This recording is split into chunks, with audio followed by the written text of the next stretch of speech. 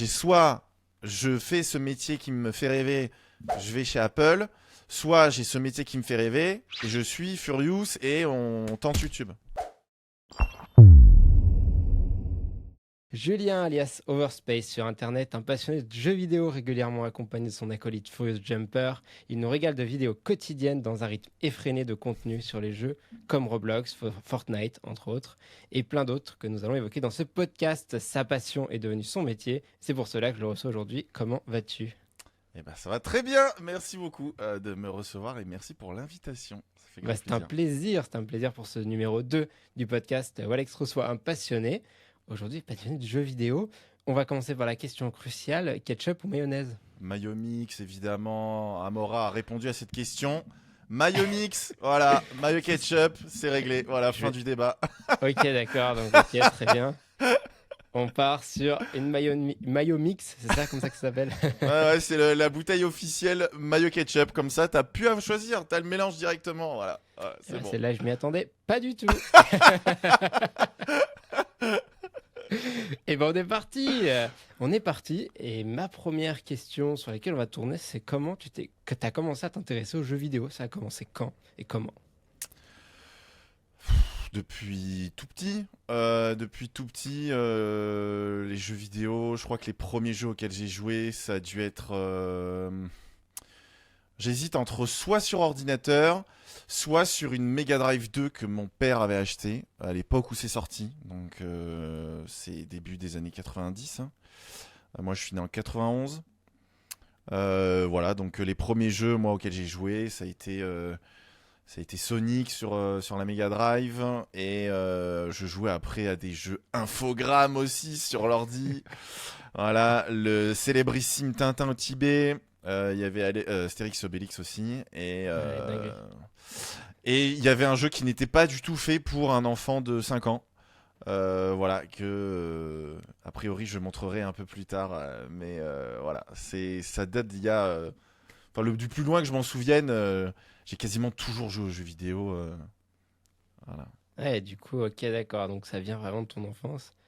Et du coup, ça veut dire qu'il y a un moment où on se dit, bah c'est cool, mais il y a un tournant, un truc qui fait que, bah allez, tout se renverse et on en fait son métier. Et bah, j'imagine que ça a été en plusieurs étapes. Et tu peux nous raconter un petit peu comment ça a évolué ? Je pense que comme tous les gens qui jouent aux jeux vidéo qui sont de ma génération, le métier de rêve c'était testeur de jeux vidéo. Parce qu'on fantasmait le fait que tester un jeu vidéo c'était juste y jouer. Et c'était pas faire en boucle le tuto pour trouver un glitch dans un mur ou quoi. Voilà. Donc c'était le métier de rêve. Après moi j'ai toujours été quelqu'un d'extrêmement curieux. Moi dès qu'il y avait une activité qui me plaisait, je voulais faire cette activité là. Typiquement quand j'étais petit, avec mes parents et des amis, on allait assez souvent à Center Parcs. Pour moi Center Parcs c'était le meilleur endroit du monde. Et donc quand je serai plus grand, je serai maître nageur à Center Parcs. Voilà, donc, Bien sûr, c'est voilà. évident. Donc j'ai voulu faire ça, j'ai voulu faire pêcheur, j'ai voulu faire magicien. Et forcément, donc j'ai voulu faire testeur de jeux vidéo, mais voilà, c'est pas du tout quelque chose qui était vraiment sérieux dans ma tête. Et comment on en fait un métier ? Ben moi, je fais partie, même si ma chaîne n'a pas la même notoriété que ceux qui ont commencé en même temps que moi. Moi, j'ai commencé YouTube en 2012, je crois, 2013 ou 2012. C'est assez vieux. Et à l'époque, tu commences pas YouTube pour en faire ton métier, tu commences YouTube parce que tu trouves ça cool de partager des choses. Et moi, j'ai voulu faire une chaîne YouTube parce que j'avais participé à un concours sur Minecraft.fr, qui était le site numéro 1 francophone pour les joueurs Minecraft. Je pense qu'ils sont toujours actifs. Je crois les voir de temps en temps sur Twitter, mais c'est plus du tout un endroit où je vais. Et ils avaient organisé un concours qui s'appelait CMAM. C'était la construction de map aventure Minecraft. Et en gros, c'était un concours communautaire où ils fournissaient une flat grass, donc une map où tout le terrain de Minecraft est plat. Il n'y a pas du tout de biomes différents. Et sur cette map-là, ils avaient dessiné un cube de 30 blocs par 30 blocs par 30 blocs.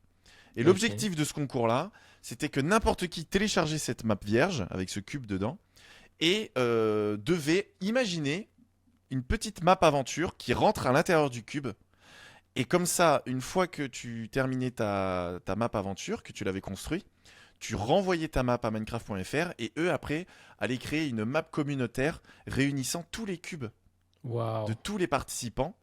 Et comme ça, on aurait pu enchaîner les maps aventures de la communauté française. Voilà, c'était hyper ambitieux, c'était super cool. Et en fait, moi, j'y ai participé. J'ai fait ma map 3 jours avant la fin du concours. Et j'ai fini 3e ex aequo, voilà, au concours. Donc, truc de fou. Et en fait, j'ai tellement adoré construire la map aventure. Et à l'époque, je regardais un petit peu des youtubeurs Minecraft. Je me suis dit, vas-y, moi, je vais faire des vidéos YouTube. Et ça se fait pas trop. Des vidéos YouTube de création de map aventure. Et donc, Ah, mes ok, vidéos d'accord. sont toujours sur ma chaîne. Et c'est comme ça que j'ai commencé moi YouTube. Mais à l'époque, bien évidemment, c'était pas un métier. C'était un hobby, quoi. Ouais, ouais. C'est drôle, hein. Et du coup, Ouais. il y a un moment où on se dit, bon, bah, ça va peut-être devenir mon métier, quoi. Il y a un moment où on se dit ça va peut-être devenir mon métier, mais moi ça vient très tard puisque j'explose jamais. Ça prend pas. Il y a je sais pas, je suis trop timide peut-être. Il y a quelque chose qui prend pas. Je suis pas dans les bons cercles. Ça décolle pas du tout. Mhm. Et pourtant très tôt, je m'entoure de gens qui vont bien marcher. Alors c'est involontaire, hein, mais j'avais construit donc ma première map aventure qui avait fait 3e à ce concours. Et j'étais en train de faire la suite de cette map aventure, toujours dans les mêmes contraintes de ce cube-là. Et Oui. je m'étais dit, comme ça, moi aussi, je ferai une saga de map aventure qui seront dans des cubes. Et à l'époque, je contacte un youtubeur qui n'est plus actif maintenant, qui s'appelle Mister Moustache. Et à Ok. l'époque, il a 700 abonnés. Donc c'est beaucoup, mais sans être non plus gigantesque à l'époque. Je me dis, j'ai peut-être ma chance.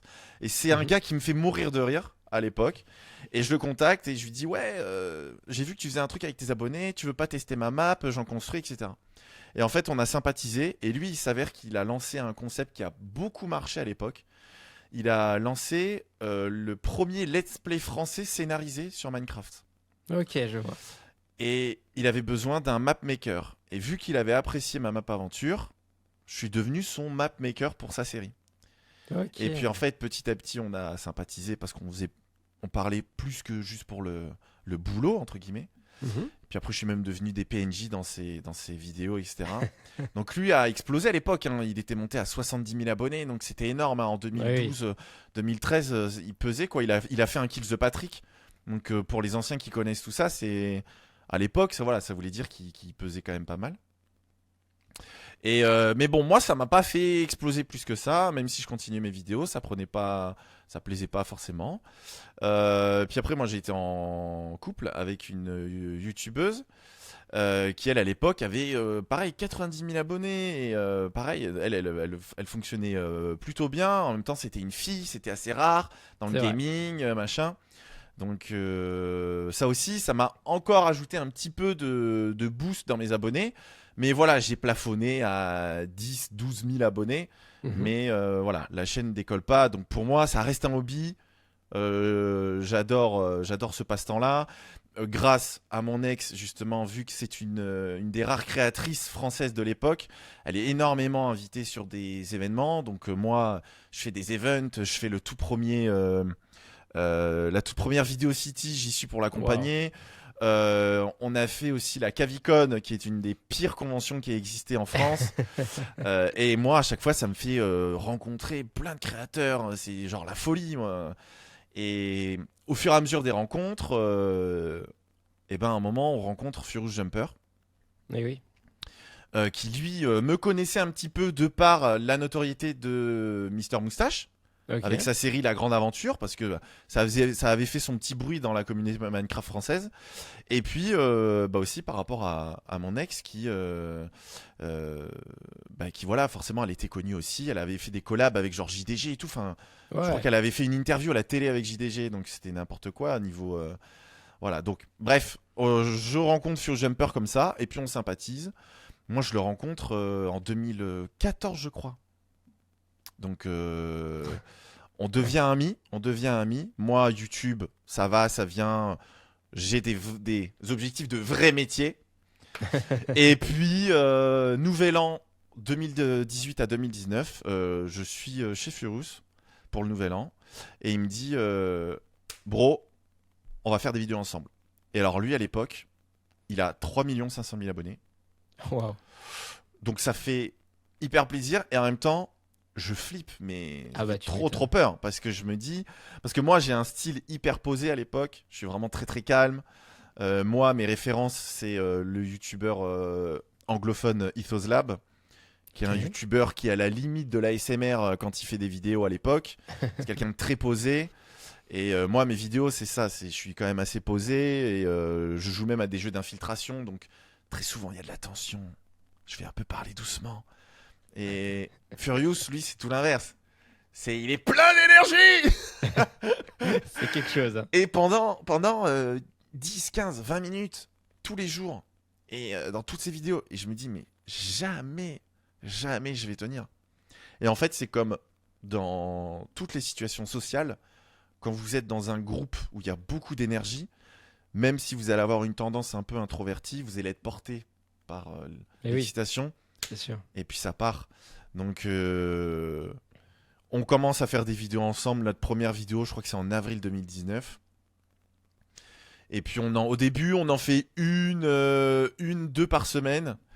Et moi, je commence à prendre 100 abonnés, 1000 abonnés, 5000 abonnés, etc. Et donc, en juin 2019, je passe les 20 000. Février 2020, j'ai les 100 000 abonnés. Ah oui, en effet. Et les revenus, ça va très vite. Parce que en mai 2019, mon premier AdSense, je suis genre à 180 euros. Oui. En juin, je suis genre à 350. En juillet, je dois être à 1000. Et après, août jusque décembre, je suis entre 1002 et 1008. Donc c'est là où je me dis, ok, Là, c'est bon. moi j'ai un vrai métier avec un bac plus 5 Ok. dans la tech. Je travaille sur Paris, mes clients c'est le CAC 40, donc c'est un métier qui est quand même bien valo. C'est sûr. Et je commence à voir que mon hobby, il commence à venir titiller mon revenu. Et je me dis, bon, ça peut devenir un métier. Et mon métier dans la tech, c'est de l'innovation. 2020, je passe les 100 000 abonnés. Il y a, on s'en souvient tous, les vacances imposées par Monsieur le Président, qui vont durer de mars à mai. Ah, on se souvient, en effet. Voilà. Et donc, il m'a fallu 9 mois pour gagner 80 000 abonnés. Et il m'aura fallu un mois et demi pour en gagner 150 000 de plus. Waouh. Donc, ça va trop vite. Et donc là, bah, moi, vu que mon métier, c'est de l'innovation, pendant la pause de l'activité des entreprises, bah, tous les budgets sont frisés. Donc, la priorité du budget des entreprises, c'est plus dans l'innovation. Donc, moi, tous mes clients potentiels, tous mes prospects, ils me disent, bah, c'est plus possible. Donc, bah, moi, je dis à ma boîte, je dis, bon, bah, je vais poser un an de congé. J'ai un truc qui marche à côté, là, je veux voir si ça prend. Et puis, bah, ça a pris. Donc, c'est Putain, comme ouais, ça que c'est t'as devenu mon vraiment métier. utilisé la bonne carte au bon moment, quoi, vraiment. Ouais, alors, ouais. Alors, ça a été très dur parce que dans mon vrai métier, euh, alors, alors j'avais la chance extrêmement rare d'avoir un mentor. Ok. Donc, j'avais un monsieur qui travaillait sur la capitale depuis plus de 30 ans. Donc, il connaissait tout le monde. Et donc, pour commencer un business, moi, en fait, j'étais devenu le directeur d'une branche qu'on avait ouverte spécifiquement pour moi dans l'entreprise où j'étais, Oui. pour élargir l'activité de l'entreprise dans laquelle j'étais embauché. Et donc j'avais ce mentor qui, moi, m'épaulait. Et donc forcément, il avait le bras long. Et donc il me faisait rencontrer plein de gens hyper intéressants. Ah Donc ouais. j'avais aussi un avenir. J'avais mon Furious Jumper dans la vraie vie aussi. Ouais, ouais. Et moi, mon goal, c'était de partir à Cupertino et de bosser chez Apple. Et au moment où j'ai ma chaîne YouTube qui explose, je rencontre le responsable partenaire monde de chez Apple. Je vais à son hôtel, je prends le petit déj avec lui, on échange. À l'époque, en 2020, j'ai quoi? J'ai 29 ans. Et pour les yeux de quelqu'un comme ce monsieur de chez Apple, 29 ans, c'est très jeune pour avoir les ambitions que j'avais à l'époque. Mhm. Et donc, il me fait clairement comprendre que si j'ai faim, je peux aller chez Apple. On peut m'ouvrir la porte là-bas. Donc Waouh. j'ai soit je fais ce métier qui me fait rêver, je vais chez Apple, soit j'ai ce métier qui me fait rêver et je suis Furious et on tente YouTube. Bon, bah j'ai tenté YouTube, hein, et voilà. Donc c'est comme ça que c'est devenu un métier. Et donc Furious, lui, a été mon mentor sur YouTube. Sans lui, je ne serais pas aujourd'hui en train de faire ce podcast avec toi parce que j'aurais pas fait le TGS. Et voilà, donc je lui dois toute ma carrière YouTube. Je lui dois après, si ma personnalité a pu plaire à quelques centaines, voire quelques milliers de personnes, c'est super chouette. Ouais. Ouais, c'est à lui que je dois ça. Et sans lui, clairement, j'aurais pas.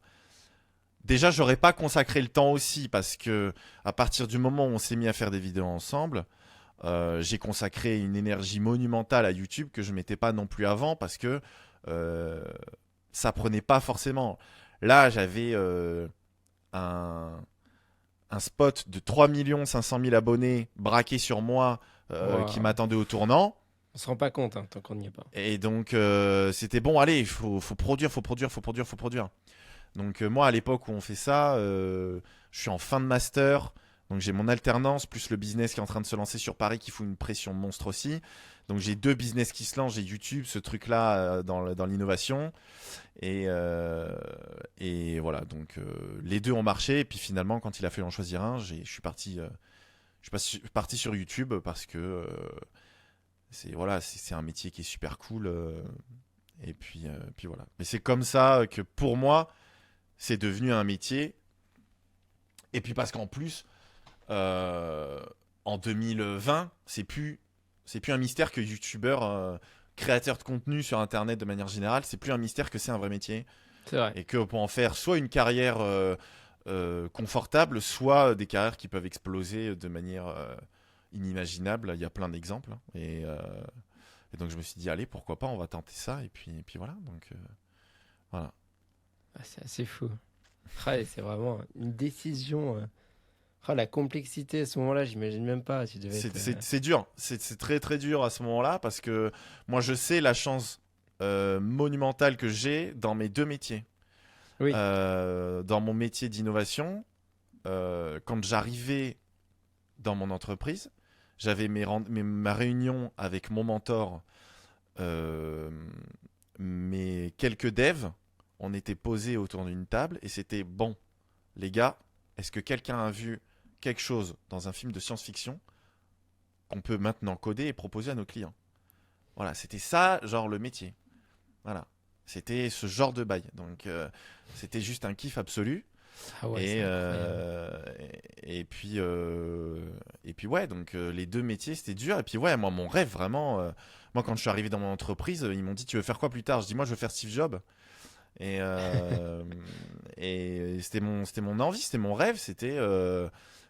Moi, je sais que j'avais pas forcément la fibre qui fait que je suis un crack absolu en programmation. Mhm. Mais j'ai une vision globale de la tech, j'ai une vision globale de ce que je pense être bien comme expérience utilisateur. Et pour moi, c'était mon rêve, j'ai une vision et j'aimerais qu'il y ait des gens qui m'aident à le mettre en place et donc d'avoir des bons devs, des bons chefs de projet, enfin des bonnes équipes pour faire tout ça, quoi. Et j'avais tout ça dans cette entreprise, donc c'était exceptionnel. Et donc voilà, le choix a pas été simple, mais bon, voilà, moi en tout cas, c'est comme ça que ça s'est passé. Ah, Voilà. c'est fou.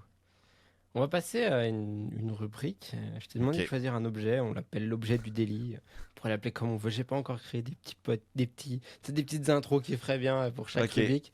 Parce qu'on est encore en phase de test. Mais pour l'instant, ça fonctionne bien. Donc, du coup, tu nous as ramené un objet physique ou numérique et Ouais. nous dire C'est ce les qu'il deux. représente pour toi. C'est les deux. Tu m'as demandé comment le jeu vidéo ça avait commencé. Ouais. Donc moi, voilà, le vrai plus gros souvenir de début de jeu vidéo pour moi, c'est un jeu vidéo qu'on n'offre pas normalement à un enfant de 5 ans, 6 ans. Ah, le fameux. Voilà. Voilà. Alors, à Énorme. l'ancienne, hein, la boîte en carton, Magnifique. voilà, qui a un peu vécu, mais qui franchement, je trouve, est Ça va. encore quand même dans un état acceptable. Ça va. Voilà. Ça, c'est ce qui a tout lancé.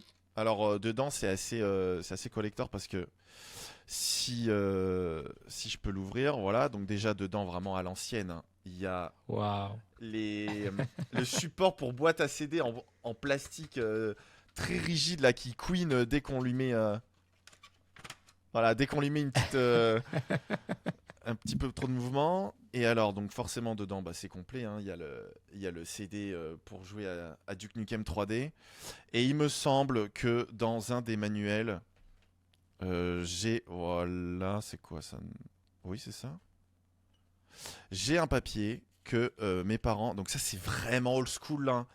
Là là là là. J'ai ça à l'intérieur. Ok. Alors, je sais pas si vous le voyez, mais en fait, ceci, c'est un imprimé d'une page Minitel, Cocorico, la techno française.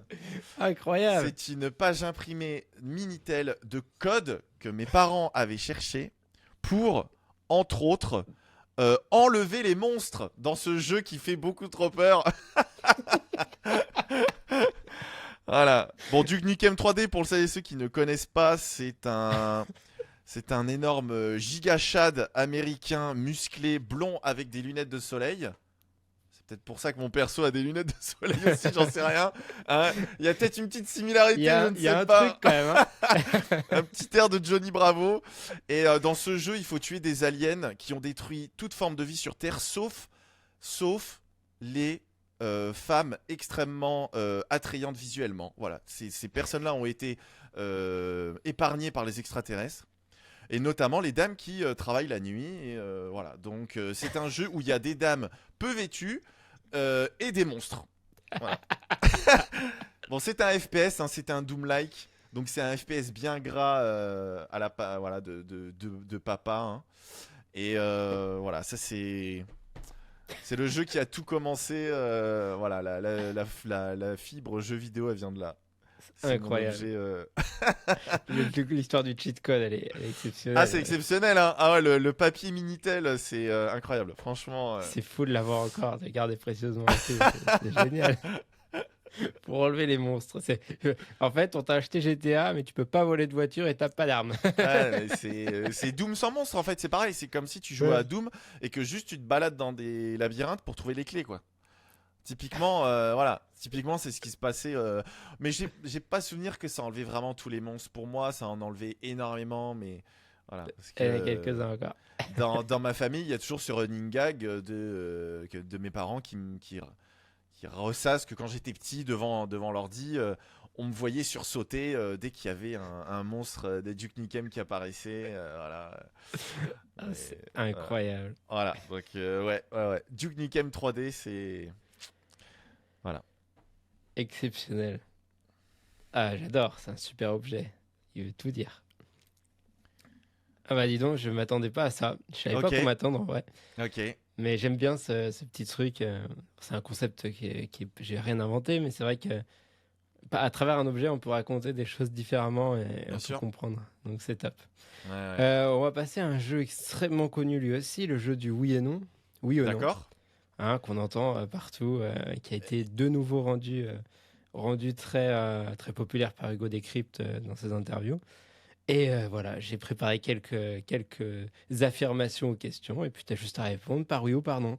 Ok, d'accord. Donc on est bien d'accord. Ce n'est pas un jeu où il ne faut pas le dire. Je n'ai que le choix de répondre soit oui, soit non. Ok, d'accord. Exactement, on peut t'accorder un petit joker si vraiment la question est trop difficile. Ça Euh, marche.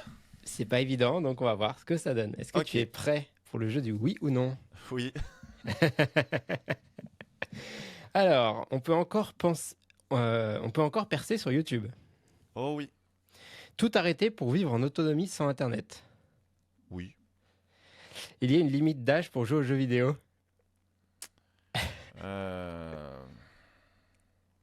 Oui. Passer à une vidéo par semaine.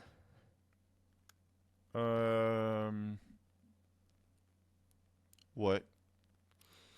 Abandonner YouTube pour TikTok. Oui. Ne pas avoir de 9 avril cette année. Oui. Quitter la marque à la pomme.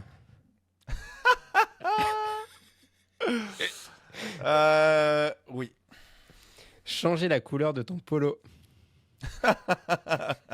Non. Dépasser Furieuse en nombre d'abonnés. Ouais. Créer une marque de tech. Hmm. Non. Devenir youtubeur 100% lifestyle. Ouais. Avoir une grosse production, monteur, cadreur, réal. Ouais. Tu seras encore youtubeur dans 10 ans. Hmm. Non. Changer intégralement de décor. Oui. Passer en contenu 100% vertical. Ouais. Es-tu un sorcier? Oui. Un nouveau chien à la maison? Non. Se raser la tête pour 1 million d'abonnés. Oh! Ouais. Ce défi est-il trop facile?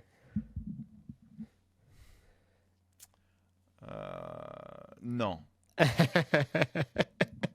Ça y est, tu as Qu'on soit répondu bien à d'accord, le défi c'était quoi? C'est Ce qu'on ça. vient de faire ou tout ce qu'on vient de faire. Là. Ok. Non, non, non, non, non, il est pas trop facile. Non. Il est pas trop facile. Non. Bon, pas évident, hein, poser des questions.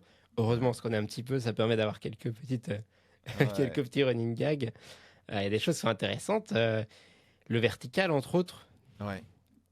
Qu'est-ce que t'en Oui, penses du oui, vertical vertical, que ce soit Shorts ou TikTok de toute Oui. façon, ou les réels même. Hein, pourquoi? Parce que de toute façon, maintenant on le voit, hein, la consommation elle est majoritairement verticale sur les plateformes, notamment sur YouTube. Hein, je veux dire, si Thibaut InShape il explose autant, c'est parce que c'est du contenu vertical qu'il fait. C'est vrai. Le reach se fait via le contenu vertical. Hein, en tout cas, il est plus facile par là. Il est plus facile par là. Ouais, oui, c'est ça. Moi, je le vois aussi. Mais mes vidéos les plus vues, euh, peut-être une exception, mais mes vidéos les plus vues, ce sont des vidéos verticales. Ok. Ma croissance sur TikTok a été nettement plus rapide que sur YouTube. Ok. Mais ouais, c'est pas étonnant. J'ai pas un attachement particulier au 16 neuvième. Enfin, j'ai aucun problème à évoluer avec mon temps. Si le contenu doit devenir vertical, il devient vertical. Mais il y a aucun souci avec ça, ça c'est sûr. Ouais, c'est intéressant.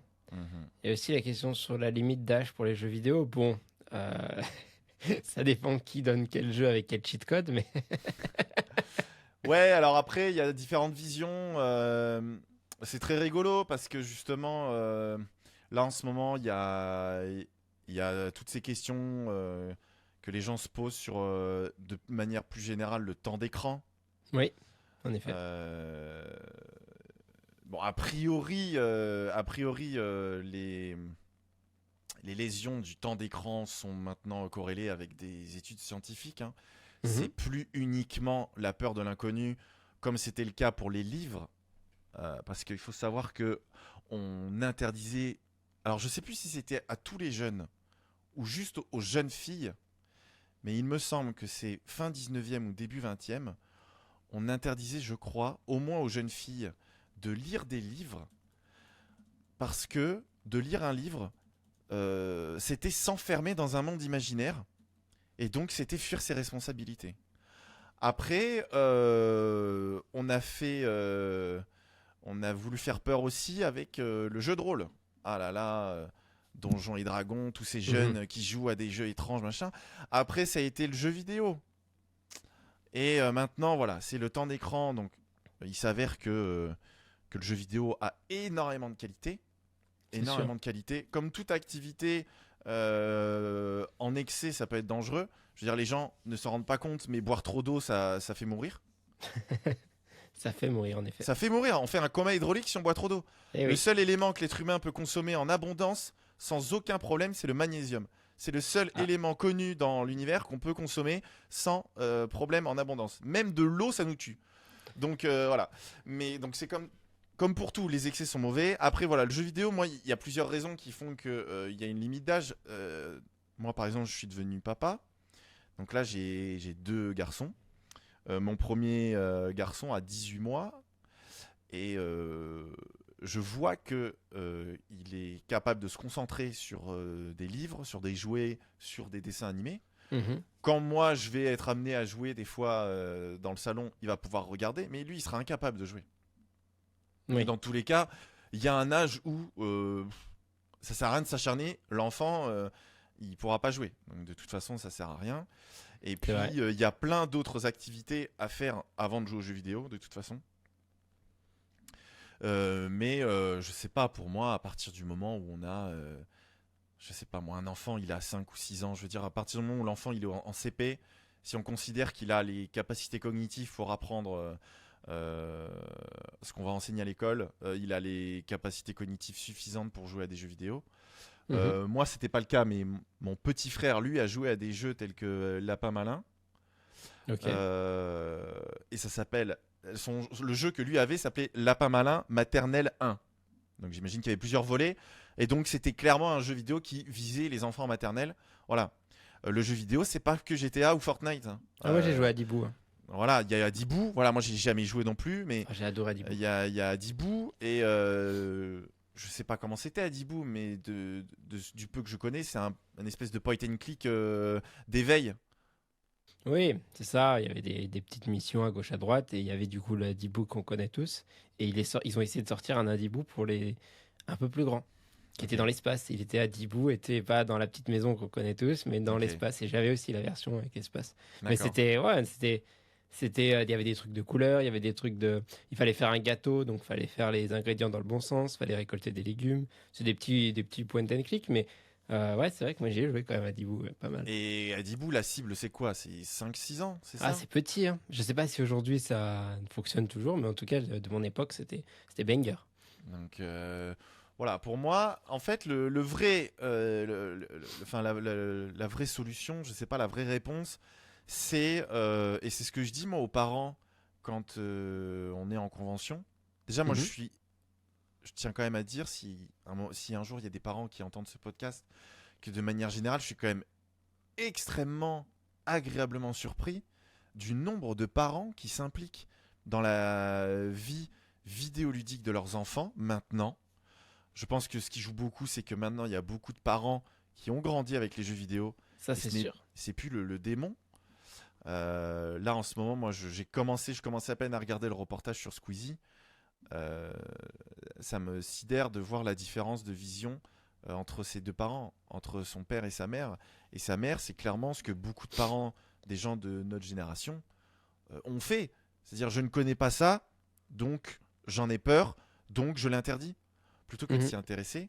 Alors que maintenant, moi je le vois en convention, il y a plein de parents qui nous disent mais en fait, on joue aussi avec nos enfants, on joue aussi à Roblox, on joue aussi à Minecraft, etc. Et les parents sont les premiers surpris. Minecraft, c'est un jeu qui par défaut est en anglais.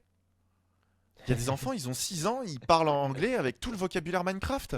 Ah, c'est vrai, ouais, en Ils effet, ouais. apprennent, ils savent dire ladder, ils apprennent plein de vocabulaire anglais grâce aux jeux vidéo.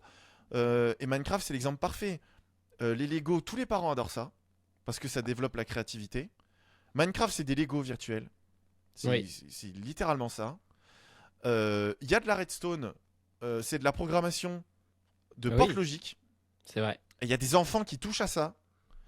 Donc c'est vraiment l'exemple parfait de le jeu vidéo, ça peut être bien quand on entoure bien son enfant, voilà, quand on l'accompagne. De toute façon, pour qu'un enfant soit épanoui dans une activité, il faut qu'il puisse comprendre et appréhender sans trop de stress ce qu'il va faire, hein, quelle que soit l'activité, le jeu vidéo, le sport, n'importe quoi.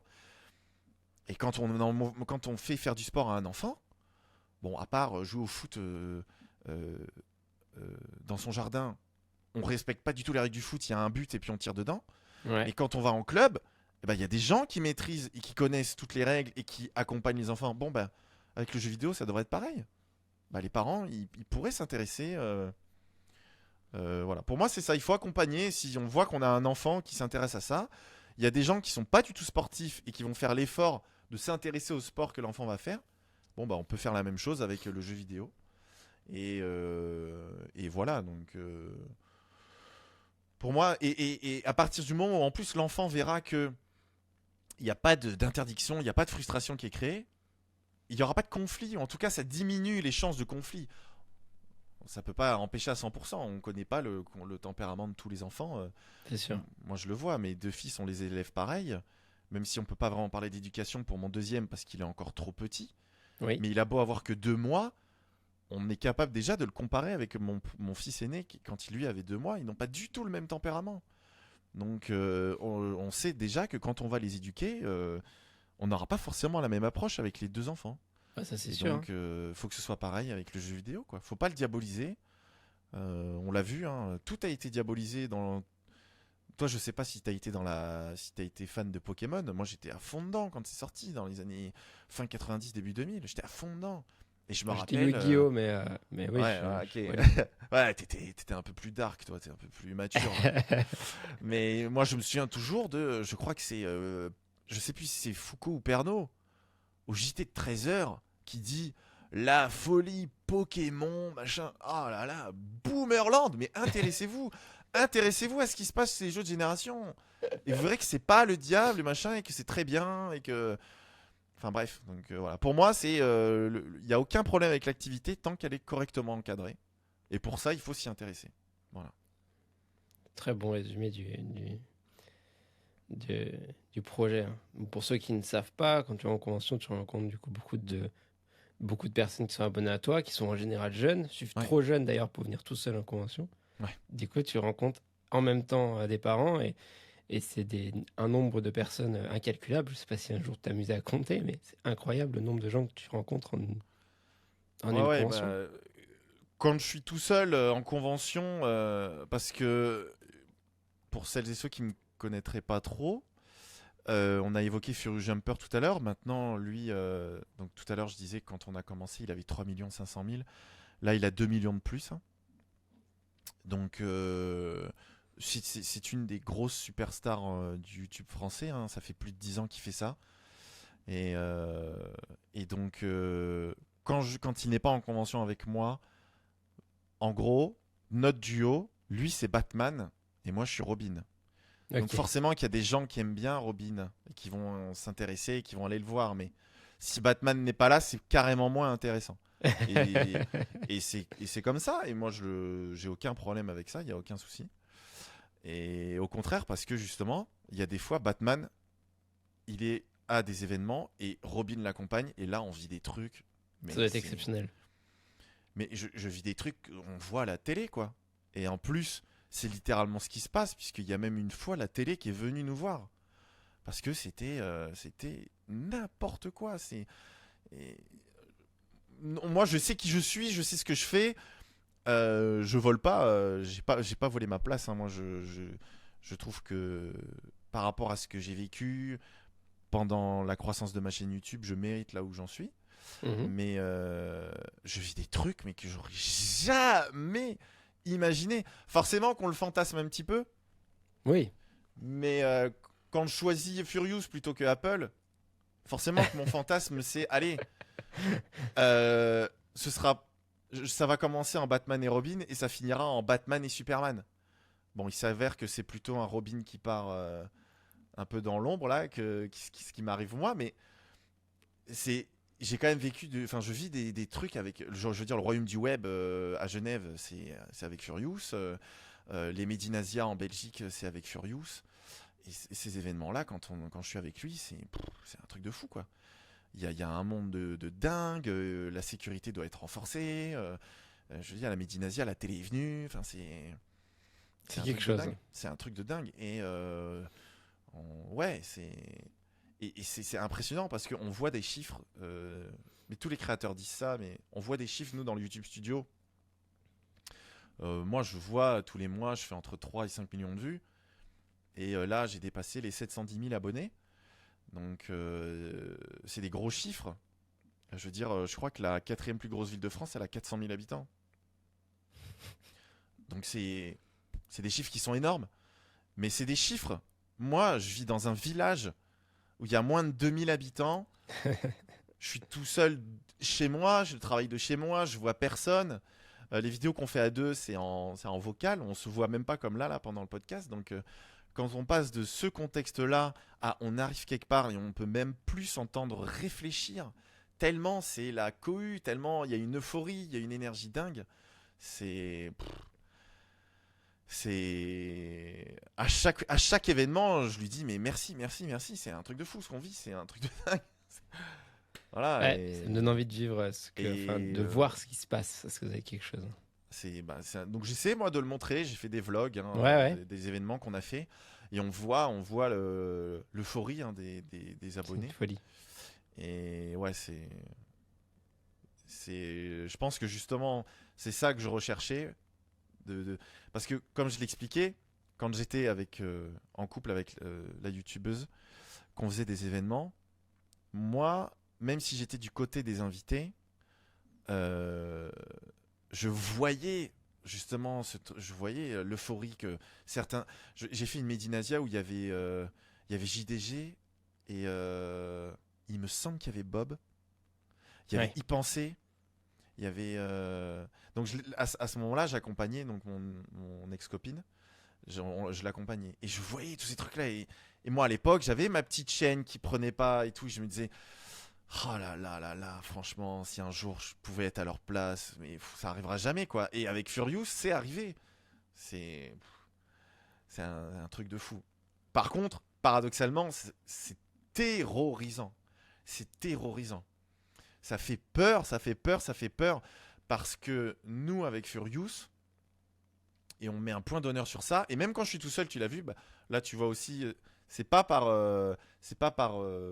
snobisme que j'ai mis mes lunettes, c'est que, en fait, le plus souvent possible, même si dans mes vidéos c'est pas souvent le cas, le plus souvent possible quand on fait des apparitions publiques, on n'est pas là. Moi, je suis pas en convention en tant que Julien. Oui, J'y suis en tant que Overspace parce que je sais que les viewers sont assez jeunes et que c'est comme s'ils allaient voir Mickey. c'est vrai. On s'en moque de qui est sous Mickey. Je sais pas si tu le sais, mais il y a des photos qui ont fuité il y a pas longtemps, des backstage des Teletubbies et on voit qui sont sous les Teletubbies. Eh Mais à ouais, l'époque, tout le monde s'en moque de savoir qui est sous un exactement. Teletubbies. Les gens veulent voir le Teletubbies. Et nous, c'est pareil. Et donc, c'est terrorisant parce que il y a cette foule énorme. La Médinasia, c'est à Bruxelles. Mhm. À un moment, on est en pleine session de dédicace. On essaie de prendre le plus de temps possible à chaque fois avec les jeunes. Déjà, vu qu'ils sont très jeunes, on peut pas faire une dédicace plus traditionnelle en mode salut, ça va, ouais, ça te plaît, allez, on fait la photo, salut. Parce que c'est des enfants. Et pour eux, c'est des moments, si on prend du recul, pour moi, il n'y a rien de prétentieux de dire ça. Pour moi, c'est des moments qui sont charnières dans leur vie. Ils vont rencontrer quelqu'un qui pour eux est important à ce moment-là.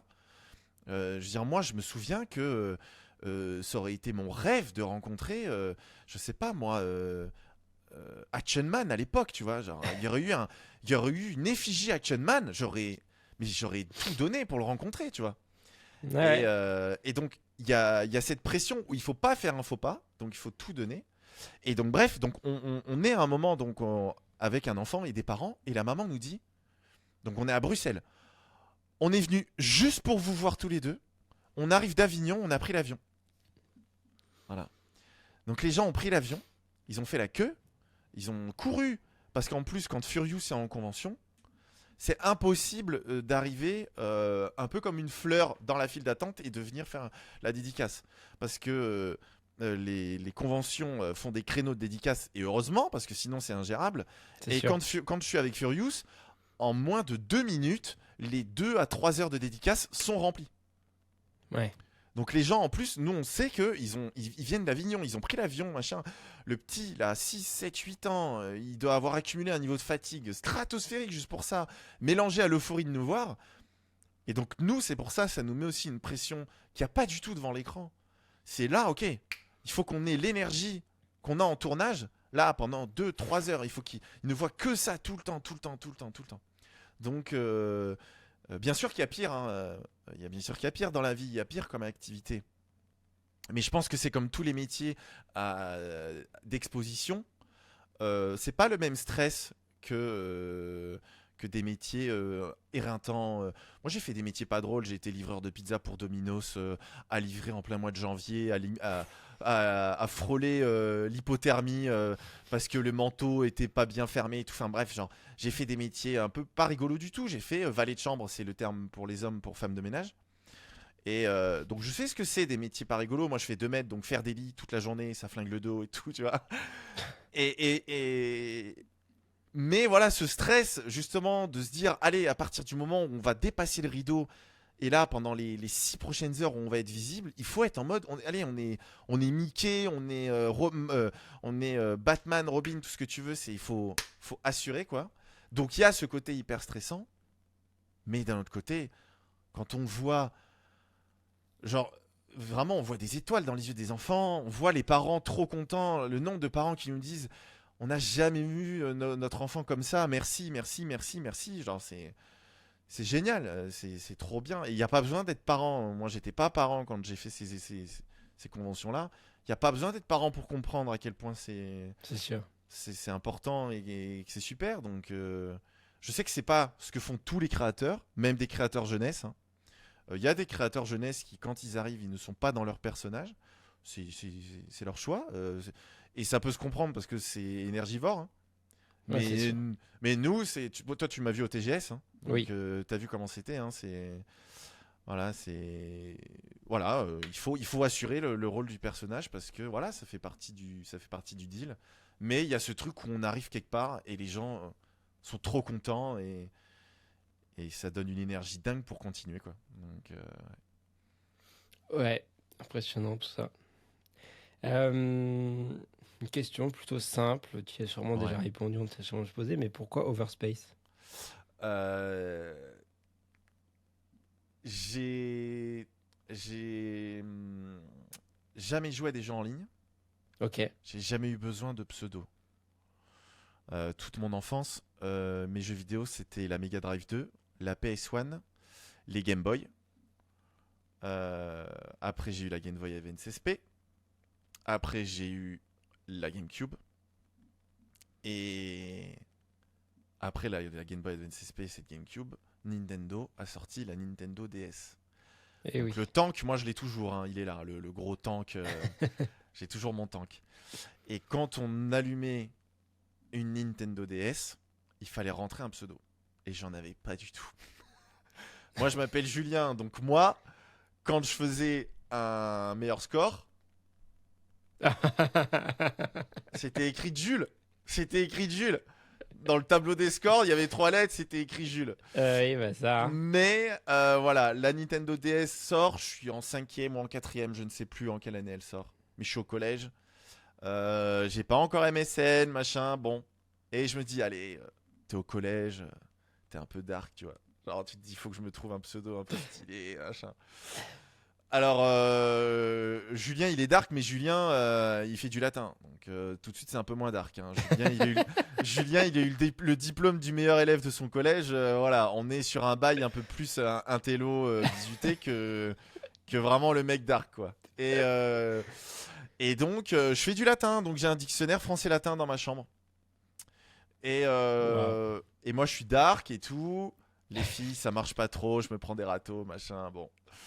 Et je commence à chercher, allez, je vais peut-être trouver un mot un peu stylé en latin. Et je tombe sur, en réfléchissant et tout, je me dis, ouais, machin, je sais pas, il faut de l'espoir dans la vie. Et je me mets à chercher, tiens, comment on dit espoir en latin.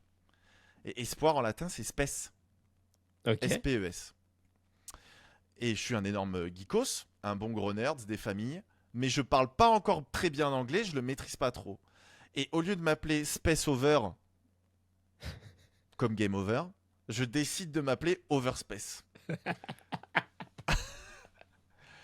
Donc, mon premier pseudo, ça a été Space.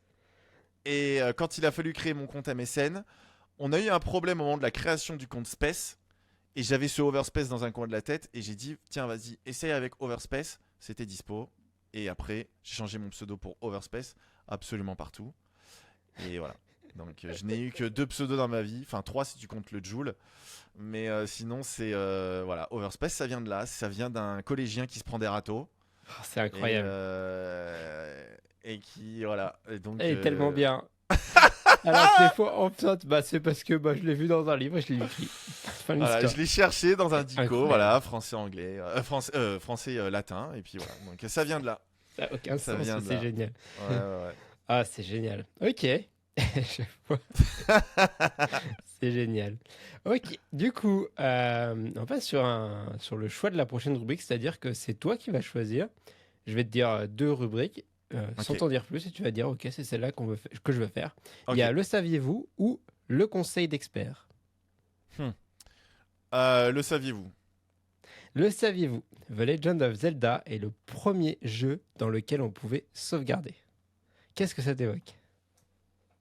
Qu'est-ce que ça m'évoque? Ça m'évoque... Ça m'évoque plein de trucs, la sauvegarde de manière générale. Ça m'évoque... J'ai dû jouer, je pense... Je sais pas moi, peut-être 30% de tout mon gameplay sur PlayStation 1, je l'ai fait sans memory card. Ah, on est deux. Et il a fallu que j'arrive à convaincre ma maman que c'était important d'avoir une memory card. Et pour éviter de recommencer à chaque fois, donc grâce à ça, je me rappelle, j'avais eu une memory card. C'était pas une officielle, elle était jaune fluo, je me rappelle. Et ça m'évoque quoi? Ça m'évoque les mots de passe dans Tintin au Tibet. Ça m'évoque le clonage de Pokémon sur cartouche Game Boy. Puisque lorsque c'était écrit ne pas sauvegarder, il fallait éteindre la Game Boy au deuxième petit point des trois petits points après sauvegarder pour cloner les Pokémon. Waouh. Ça fait bien ça. Qu'est-ce que ça m'évoque Ouais, je pourrais dire plein de trucs comme ça, mais Ouais. voilà, là, Ouais. qui me remonte comme ça, ouais, c'est peut-être le regret de ne pas avoir gardé ma toute première sauvegarde Minecraft. Puisque je l'ai perdu en supprimant avec regret l'intégralité d'un disque dur. Waouh. Et cette sauvegarde était dedans. Donc voilà. Et puis sinon, je pense que C'est déjà bien. c'est déjà bien. Ouais. C'est déjà bien une révolution hein, quand même, la sauvegarde. Hein. Ouais. On se rend pas compte parce qu'aujourd'hui, c'est les mêmes automatiques, même dans des logiciels. Parce que moi, c'est vrai que j'ai fait beaucoup de dessins assistés par ordinateur. Mhm, Et la mhm. sauvegarde, c'est un running gag, quoi. Les profs, pendant la récré, ils éteignaient notre écran pour faire croire que l'ordi c'était éteint. Pour voir la tête que tu faisais. Et si tu faisais une tête au bout de 4 heures de cours, tu faisais une sale tête, c'est que tu n'avais pas sauvegardé. Ouais. Oui, des fois, ils sauvegardaient à notre place et ils éteignaient complètement l'ordinateur. Ah là là, au moins ils avaient la gentillesse de sauvegarder quoi, parce que ça Ouais, aurait pu être vraiment en mode bizutage à l'ancienne. Au moins t'auras la douleur et cette douleur là tu t'en souviendras. c'est ça. Mais meilleure technique pour apprendre le contrôle S et sauvegarder. C'est vrai, c'est vrai. Euh, on va passer à un autre petit jeu. C'est un tu préfères. En gros, je vais te donner deux choses. À chaque fois, tu vas me dire ce que tu préfères. On Mhm. va en éliminer certains et du coup, il restera plus qu'une chose. Les Ah, choses ok, peuvent avoir rien à voir, ça marche. donc ça peut être assez sympathique. Ok, Donc, est-ce que tu es prêt pour tu préfères? ouais. Allez, let's go. Avoir une Ferrari gratuite ou avoir une Lamborghini gratuite? Lambeau. Des pizzas 4 fromages à vie gratuite ou des raclettes à vie gratuite? Raclette. Ok. Faire 100K de vues par vidéo ou connaître l'algorithme YouTube intégralement? Euh... 100K par vidéo. Ne plus pouvoir jouer à Roblox ou ne plus pouvoir jouer à Minecraft? Hmm. Roblox. Ok. Avoir une Lamborghini gratuite ou des raclettes à vie gratuites? Lambeau. Faire 100K de vues par vidéo ou ne plus pouvoir jouer à Minecraft? 100K. Allez. Hop. Donc avoir une Lamborghini gratuite ou faire 100K de vues par vidéo. Bah on va faire 100K et au bout d'un moment on pourra se payer la Lambeau. C'est bon, ce qu'il fallait. Ah là là là. Ah, la Lamborghini. Ouais, c'est un running gag qu'il y a sur la chaîne. En plus, à l'époque, sur Twitter, c'était quand? C'était 2015, je crois. Ah oui, en effet. 2015, la manière de percer sur Twitter, c'était de faire des jeux concours. Et à l'époque, j'étais ami avec quelqu'un qui faisait des jeux concours qui avaient l'air faux, mais qui en fait étaient vrais. Parce Ok. qu'en fait, il y avait plein de faux jeux concours Oui, sur Twitter. Mais ce gars-là, lui, en gros, c'était un peu le MrBeast du jeu concours. je vois. Voilà. Et puis moi, j'avais fait pour la blague un faux jeu concours. Et lui, il avait repartagé en mode bon, bah maintenant t'es engagé, etc. Machin. Donc, il y a eu ce running gag là. Waouh. J'ai toujours parlé, je crois, assez longtemps des Lambo. Moi, la Lambo qui m'a toujours fait rêver, c'était la Reventon, hein. C'est une Lambo qui n'existe qu'en 21 exemplaires. Il y en a un exemplaire qui est dans un musée et les 20 autres sont possédés par des gens qui sont très certainement multimillionnaires, voire milliardaires. Seulement. Donc c'est compliqué d'avoir une Reventon. Et voilà, donc c'est pour ça que sur mon YouTube, il y a toujours eu le bouton pour ma Lamborghini, qui en fait était un bouton pour faire un tips sur PayPal. Ce bouton n'a jamais été utilisé ou alors de façon extrêmement sporadique. Voilà, donc ouais, il y a ce petit amour pour Lamborghini, même si je sais que les puristes diront que c'est pas le meilleur constructeur de supercar. Non, Moi, mais c'est c'est une comme Lambo. ça. C'est comme ça, moi. J'ai appris à apprécier les Countach. Mhm. Mais sinon, ouais, j'adore la direction artistique de Lamborghini. Voilà, c'est. De toute façon, après, voilà, là, c'est vraiment plus une question de. Même si j'aime pas l'expression les choix et les couleurs, là, voilà, c'est vraiment très subjectif. Oui, c'est sûr. Je ne dis pas que ce sont les meilleures voitures et qu'elles sont irréprochables, mais Ouais. visuellement, moi, c'est des voitures Ouais, qui visuellement me moi aussi. plaisent. J'adore le côté vraiment gras, quoi. C'est Un peu, gras ouais. comme voiture, c'est agressif, c'est gras. Genre, c'est pas du tout subtil. Voilà. C'est ça. C'est l'inverse de Julien. Euh, Non? Je sais pas. Tu sais pas? Je sais pas si c'est l'inverse de moi. J'en sais rien. Je pourrais pas te dire si je suis quelqu'un de subtil et de mesuré. Euh, mais c'est une très bonne T'as question. vu? Mhm. C'est Parce une qu'en bonne soi, question. il y a quand même le personnage Overspace Ouais. qui s'est un peu formé aussi avec, grâce à Furious un petit peu, peut-être ça t'a débridé le personnage. Ah oui, complètement. Ah oui, Mais c'est toi, sûr. derrière, t'es peut-être quelqu'un de beaucoup plus posé, beaucoup plus... Pas une Lamborghini, quoi. Plutôt peut-être une vieille voiture, mais un peu posée, tu vois, décapotable, au bord de la mer et tout, tu vois. Non, en vrai, en vrai, moi, je pense que je suis plein d'énergie, mais passif, dans le sens Ok. où, en fait, je suis le genre de personne qu'on appelle bon public. Tu Mhm. vois. Donc, j'ai jamais pris une seule cuite de toute ma vie. On Moi, est deux. l'alcool, je n'aime pas ça, et j'en consomme avec vraiment parcimonie. Genre, c'est très très rare quand j'en bois. Je me fais vanner sur le type d'alcool que je peux boire par les gens qui en boivent, hein. Ça, c'est accepté par tout le monde que c'est bien de vanner les gens qui boivent pas d'alcool, mais alors qu'il n'y a aucune raison. On connaît. Donc, qui dit ne boit pas d'alcool dit j'ai fait je sais pas combien de soirées étudiantes sobres. Et les gens qui boivent et qui se mettent des caisses monumentales en soirée étudiante, ils te disent ah mais tu sais pas ce que tu rates, c'est trop drôle d'être bourré. Mais les gars, vous le lendemain quand vous avez passé, tu demandes à quelqu'un qui se met des caisses, t'as passé une bonne soirée hier, il te dira écoute, je me rappelle pas de ma soirée, c'est qu'elle était bien. Waouh. Ça, c'est le truc qu'on Ouais. entend, tu vois. Ouais, je vois Eh totalement. ben, moi, à ça, je réponds mais tu sais, moi, la soirée, je m'en souviens et c'était trop drôle. Moi, j'ai rigolé autant que toi, mais moi, je m'en souviens. Et donc voilà, moi, je suis plutôt quelqu'un de bon public. Euh, je peux avoir pas mal d'énergie, mais c'est vrai que je peux être aussi extrêmement posé.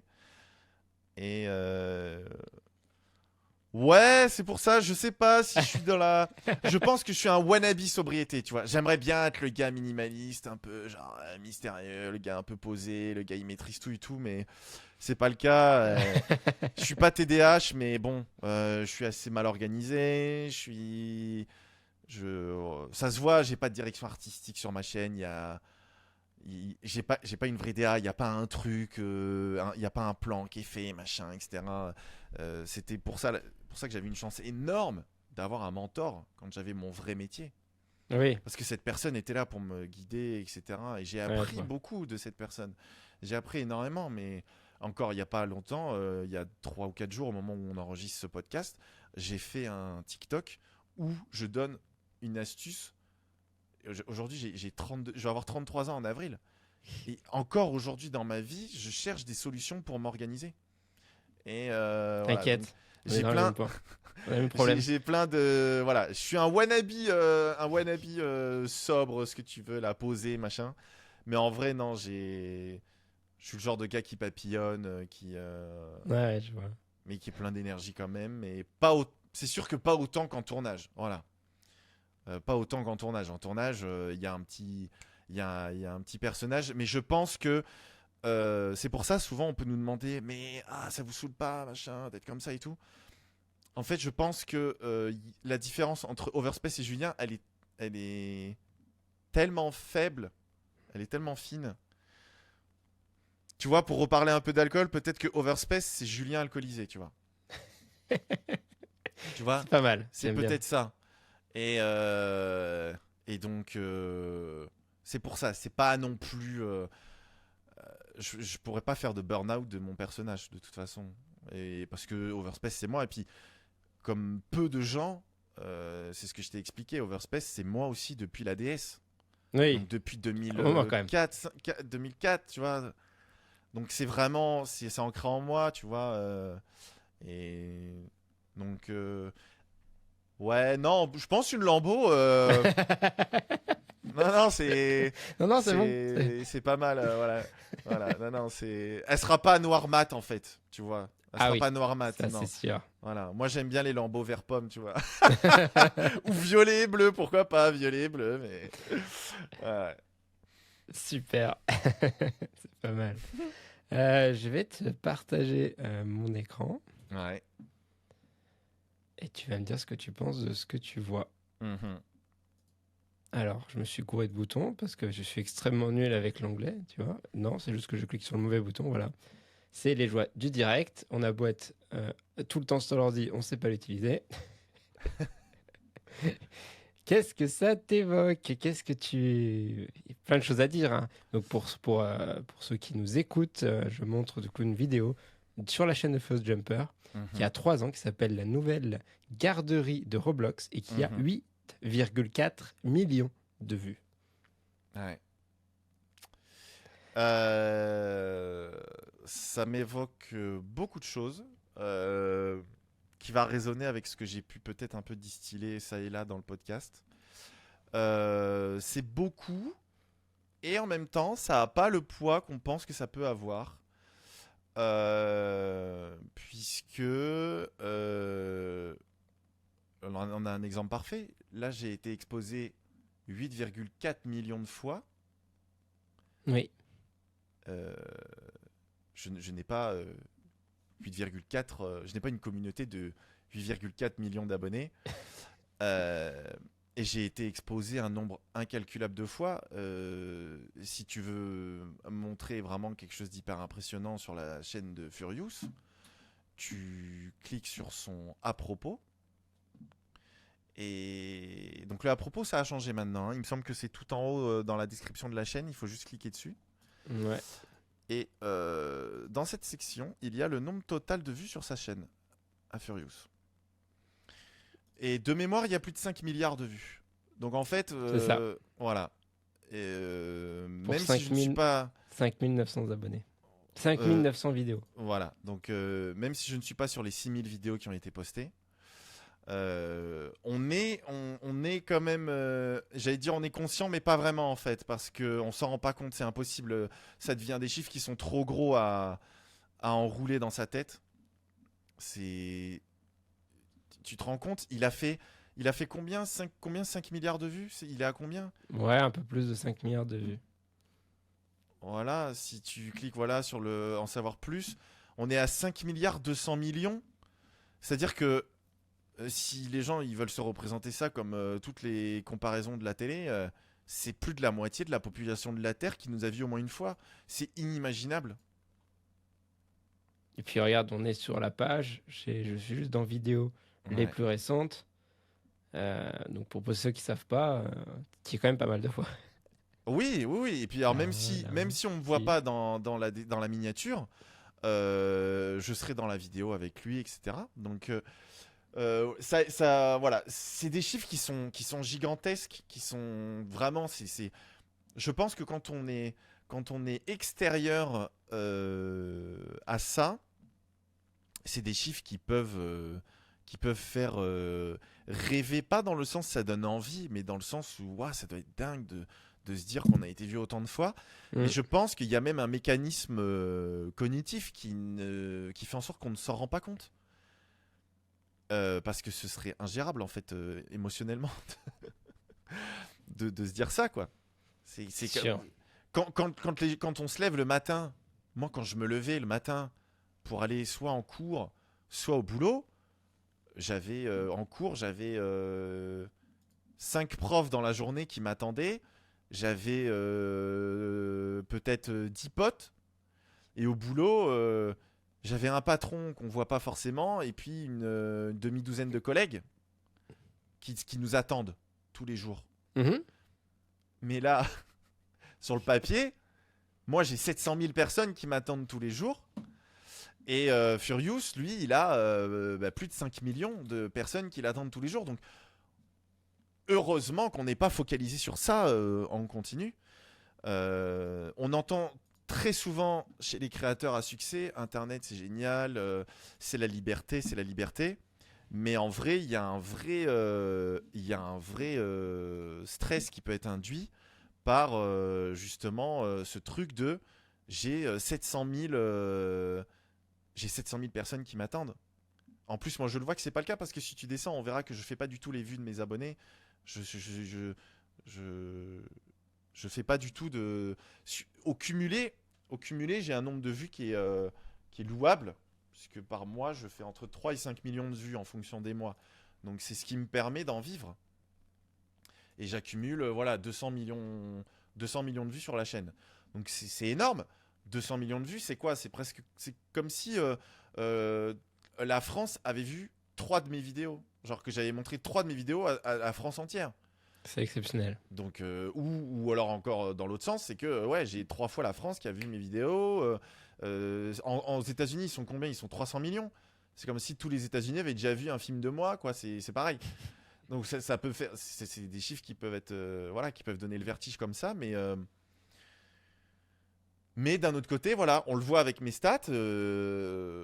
Moi, je suis assez transparent sur ça. Ça fait depuis le mois de mai, juin que moi, mes vidéos ne décollent plus trop, décollent difficilement. Voilà, est-ce que c'est une lassitude? Est-ce que c'est voilà, est-ce que je dois me remettre en question? Est-ce qu'il faut que je change ma DA? Est-ce que il faut Est-ce qu'il faut que avoir une DA? est-ce qu'il faut avoir une DA déjà? Ouais. Est-ce qu'il faut en avoir une? Est-ce que la création originale, elle est vraiment payante ou est-ce que quand on est quand on est créateur de vidéos qui sont référencées dans les tendances, est-ce que finalement il faut pas juste reproduire des tendances et donc moins se prendre la tête sur proposer quelque chose d'original et plus aller regarder ce qu'il y a en tendance ailleurs et le reproduire? Voilà. Est-ce que c'est ça qu'il faut faire?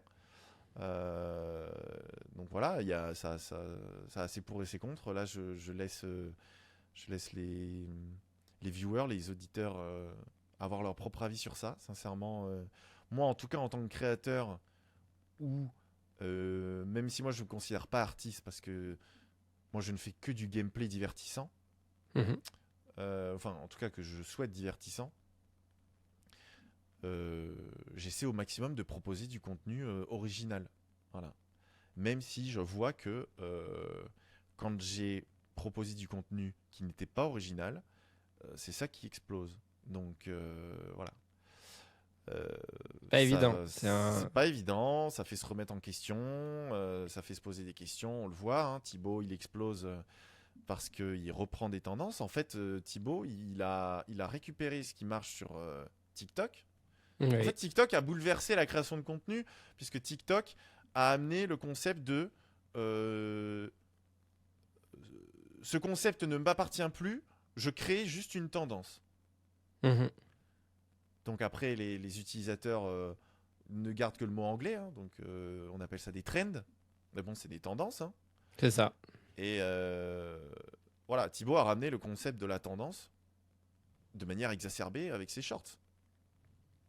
C'est du contenu vertical ramené à la sauce muscu, parce que la majorité de son contenu, il le remet dans un contexte de salle de musculation. Donc c'est ça le côté malin. Mais c'est de la réaction de contenu voilà, qui a été amené dans d'autres tendances, dans d'autres pays. Donc Ouais. est-ce que c'est ce qu'il faut faire? Est-ce que tout à l'heure tu m'as demandé le saviez-vous, conseil de sage? Est-ce que le conseil pour débuter sur YouTube, est-ce que c'est toujours soyez authentique et proposez un contenu authentique qui vous plaît? Et si vous créez une niche, vous serez capable de créer une communauté et de percer. Je pense que la création de contenu, elle a évolué en 10 ans et qu'il y a 10 ans, on perçait parce qu'on était les seuls. Ça, c'est pas faux. Il y a plein de créateurs qui ont percé et qui ne sont plus là parce qu'ils n'étaient pas faits pour ça, parce qu'ils ont commencé légitimement par plaisir du partage et que ça les a dépassés et que c'était trop et ça se comprend et qu'ils ont arrêté. Et maintenant, il y a des vrais business, il y a des vrais entrepreneurs qui lancent des chaînes YouTube comme ils ouvriraient une entreprise. Il y a un business model, C'est vrai. il y a un plan voilà, qui est établi, et puis voilà. Le seul chercheur d'or qui existe vraiment encore, c'est Jimmy, c'est MrBeast. Ouais. Et là, on est sur C'est quand lui même, qui arrive à, c'est lui qui maîtrise l'algorithme YouTube. Toutes ses sorties, c'est des records de publication YouTube. Là, les seuls qui ont pété le record, c'est Rockstar avec GTA 6. Ouais. C'est les seuls. Ils arrivent de nulle part, entre guillemets. Ils sortent leur trailer. Ils explosent tous les records. Mais sinon, c'est Jimmy. Mais oui. Mais c'est après, voilà, on est sur. Il a aussi voilà. les moyens de faire des choses exceptionnelles. Mais voilà, on voit aussi que c'est assez rigolo. Hein. On entend ça depuis toujours dans tous les domaines. Hein. La vie, c'est des cycles. Oui. En 2024, a priori, en tout cas dans le contenu vertical, ce qui a l'air d'avoir une rétention plus élevée, c'est le contenu moins travaillé, c'est pas le terme, mais des moins grosses productions.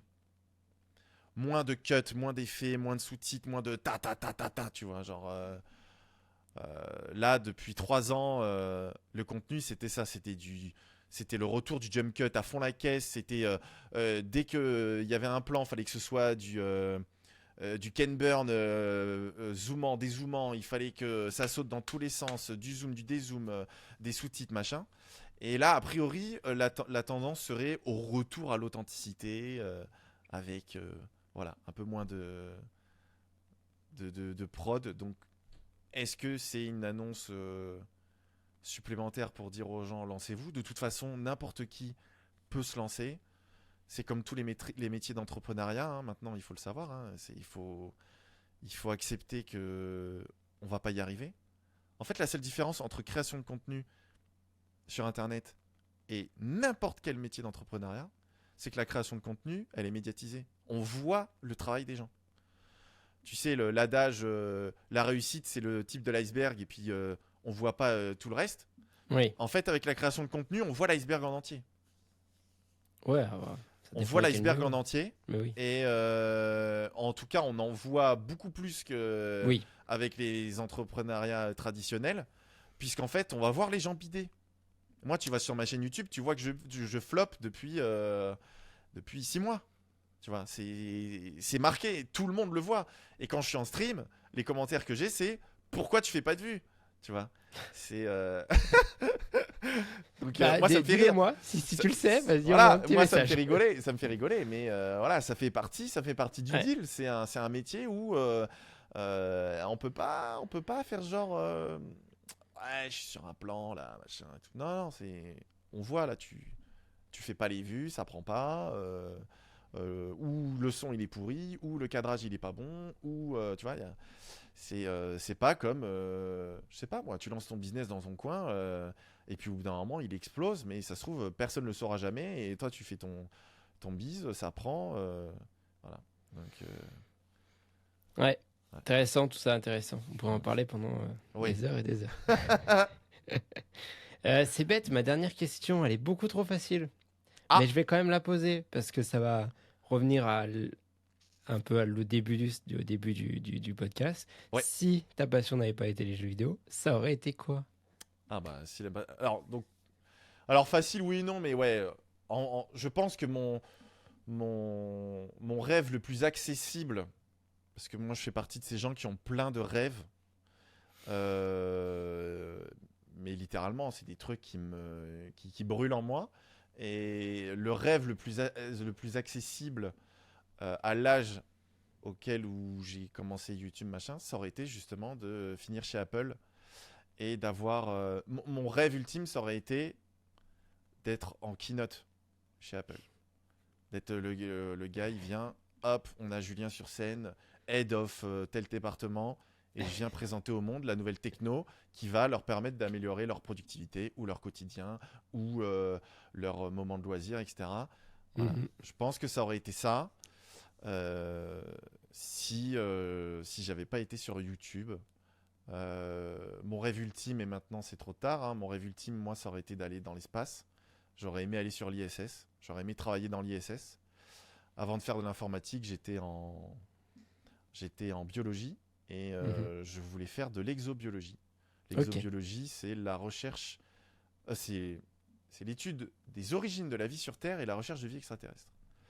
Donc j'avais fait un stage au CNRS qui a participé à prouver une théorie sur l'origine de la vie sur Terre, où on simulait comment des précurseurs des protéines ont pu se créer naturellement dans des comètes dans l'espace. Et donc on réalisait ça en laboratoire, et mon stage c'était ça, c'était de simuler une comète. Une comète, c'est une boule de glace, et dans cette boule de glace il y a des molécules extrêmement simples, et il y en a très peu. Et dans le laboratoire où j'ai travaillé, il y avait un génie qui s'était posé une question qui n'avait rien à voir avec son domaine. Et donc, il avait fait une expérience. Il s'attendait à un résultat. Et il a obtenu un résultat avec un delta auquel il ne s'attendait pas. Et ce delta en question, quand il l'a observé, il a été voir un biochimicien qui faisait de l'astrobiologie. Il lui a dit ce delta que j'ai obtenu dans la question que je me posais, ça pourrait expliquer une des théories sur l'origine de la vie.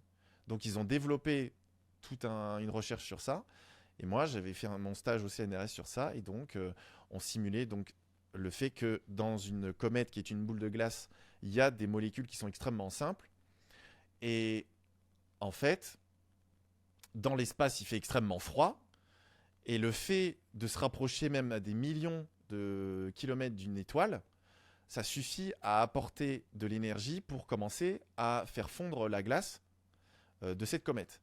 Et en fait, dans les comètes, entre le moment où la glace va fondre et que les molécules vont partir, en fait, il y a un tout petit laps de température où la glace elle devient assez molle pour que les molécules puissent bouger, et il y a assez d'énergie apportée par l'étoile en question pour que les molécules puissent réagir entre elles dans cette matrice d'eau et devenir une molécule plus complexe qui devient un précurseur des protéines qu'on a, nous, dans les êtres vivants. Donc moi, c'était ça le truc qui me faisait rêver. Et donc après, j'aurais aimé aller dans l'ISS et faire des expériences en zéro gravité dans l'ISS sur les origines de la vie et tout. Voilà. Ça aurait été le truc qui m'aurait fait rêver. J'avais participé au concours Axe là pour aller dans l'espace et tout. J'ai pas gagné, machin. Enfin voilà. J'aurais trop aimé faire ça. Donc j'ai pas pu. Donc après, je me suis rabattu sur ce rêve de vouloir bosser chez Apple et tout, et de changer le monde avec une informatique que je trouve de qualité. Ce point de vue sera très clivant. Et c'est l'intro du podcast. Et puis finalement, j'ai choisi après la piste YouTube qui finalement voilà, s'est présentée aussi à moi, et aujourd'hui on en est là. Exceptionnel. Voilà. On a encore appris plus sur toi et sur ce qu'il y a derrière. Eh ben, merci beaucoup. Merci à toi. Où est-ce qu'on peut te retrouver? J'imagine sur YouTube, Overspace. Mais ouais. Tu es un peu sur les autres réseaux du coup? Si on tape mon pseudo sur n'importe quel réseau, ce sera moi. Parfait. Voilà. Oh là, le mec, il a son pseudo partout. C'est Voilà. c'est rare. Donc, c'est rare, ouais. C'est l'avantage du pseudo en latin. C'est qu'il y a très peu de gens qui ont du latin dans leur pseudo, donc, Déjà. Ça limite la probabilité de tomber sur quelqu'un qui s'appelle comme moi. Même si, avec la croissance de ma chaîne YouTube, maintenant c'est possible de tomber, des fois, ça m'est arrivé de ne pas pouvoir mettre mon pseudo dans un jeu, parce qu'il y a un abonné qui l'a déjà pris. Voilà. Mais sinon, sur X, sur Thread, Insta, TikTok, YouTube, Twitch, voilà. Bah voilà. Simple, efficace. Donc je l'épelle hein, pour ceux qui ont besoin. Donc Over, Overspes. Voilà. Voilà. Merci à toi, c'était fort agréable. Merci à toi, Et du c'était avec coup, plaisir. on se retrouve, en tout cas moi je vous retrouve le mois prochain pour une nouvelle rencontre avec un passionné qui aura encore plein de choses à nous apprendre. Ça va être génial. À bientôt. C'était Walex avec Overspace. Ciao. Salut!